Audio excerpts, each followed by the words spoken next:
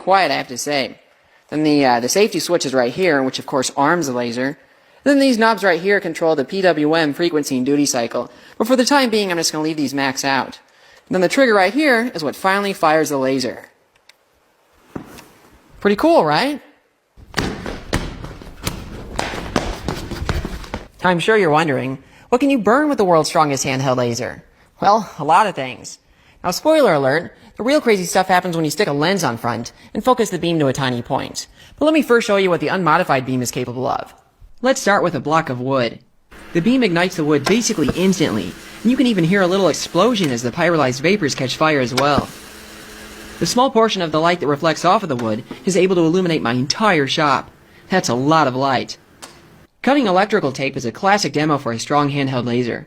But of course, this laser is well over 1,000 times more powerful than what's needed to accomplish this. The tape is sliced as fast as I can wave the beam across it. The same goes for any sort of thin plastic I throw in front of it. A plastic cup is quite a bit thicker than the tape, but it doesn't seem to have much meaningful effect against the laser. The beam punches straight through it without issue. While we're doing classic experiments, let's pop some balloons. That was pretty quick.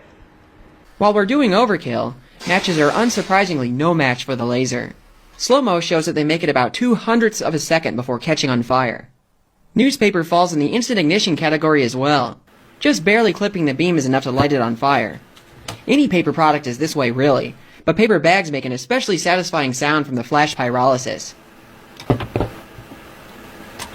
You might think that solder would be a challenge considering how reflective it is, but nope. It melts nearly instantly. A CD was the first real challenge for the laser. Of course, it still caught on fire instantly, but it took a while for the beam to punch all the way through. I think the sooty flame in front was attenuating the beam before it could hit the plastic. The end result was pretty neat though. I briefly talked about the PWM feature, and I want to show you what this does when it comes to burning. By switching the laser at audio frequencies, the target actually makes sound as it vibrates from thermal expansion and contraction. In fact, this effect went far beyond my expectations, and now I'm wondering about the possibility of building a musical laser. I'll have to save that for a different video though. Alright, now it's time to actually test this laser's true destructive power.